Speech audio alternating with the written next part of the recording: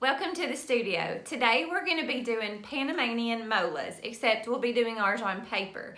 They're made in Panama, and typically they are made of fabric, where the fabric is like appliqued or stitched through windows of the other fabric. Here is my example on paper. So you can see I added like the little black dashes to indicate like stitching like would be on a real mola. But it's a fun project. It's bright and colorful. You could do any type of animal, sea creature, bird, so be creative with it. I'm going to go ahead now and show you how to get started. The supplies you'll need for today's project are a piece of black paper, some white paper, colored paper, and then you'll need a pencil to draw out your design, scissors to cut it out. You can choose either a glue stick or glue to glue it down, markers to color in, and then you might want to look up molas on Google Images or on Pinterest for ideas, or even just like clip art pictures of animals, sea creatures, birds, whatever subject you decide you want to do, so that you kind of have an idea of the shapes or your design before you get started. And so the first step, of course, is to choose what you're going to draw and then draw it out nice and large with a pencil on your white paper. And so I'm going to go ahead now and do that step. Time was well spent, that's when I knew that I need to spend my life here with you.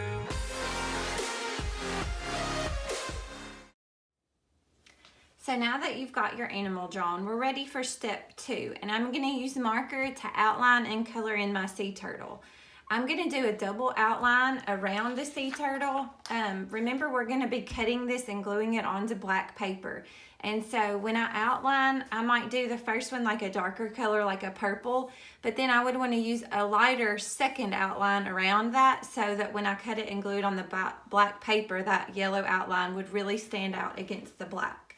And so now I'm going to color in the sea turtle and outline it.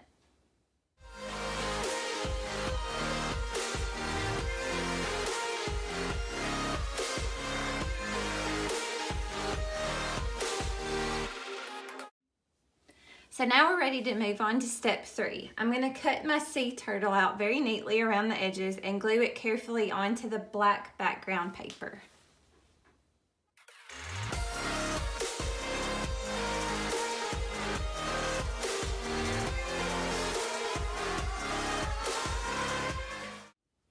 Now I'm ready for step 4, to cut out and glue shapes around my creature to create a background design. And I'm going to show you a couple of traditional type Mola designs for the background. You can be as creative as you want and come up with your own. But there's one easy one I wanted to show you, and then one that's more complicated. One easy one is to cut strips like this.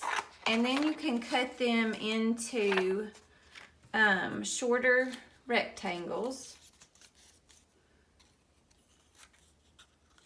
like this, and you can simply use them almost like puzzle pieces to kind of fill in and fit in the background and create a pattern like that. Some people like to go in and round the ends.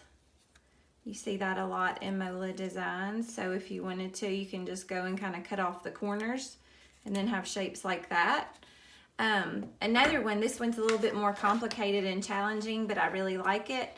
That is kind of like a spiral line. And if you draw it with your pencil on one side, I'm gonna just do kind of a big simple one. Okay. So here we have, we started in the middle and kind of made a box around it. You could also do it in a circular design. I'm going to start by cutting around the outside line. And I'm just following the line and turning my paper as I cut. That makes it easier to cut if you turn the paper and keep your scissors straight. So now I'm just going around the line. You want to stay kind of like on the sides of the line, like that's the dotted line in the middle of the highway, and you got to stay over on your side of the road.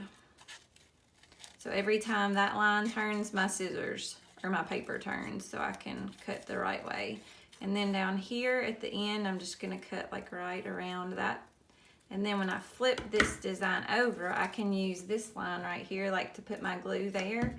And then I can find a spot on my paper where it will fit nicely and fill it in with those type of designs. And if you don't want it to be so close there, you know, look at it and think, oh, that's too thin, you can always go back, trim off a little bit more, and that might look a little bit nicer. So now I'll just go in with the bright colored paper and fill in with shapes and designs for the background.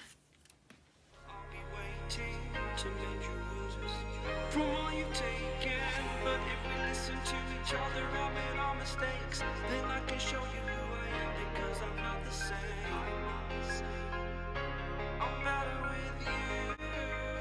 Alright, so here is my finished Mola. You may have noticed a minute ago I went back with the black marker and added some like dashed lines to make it look like the threads of an actual Mola.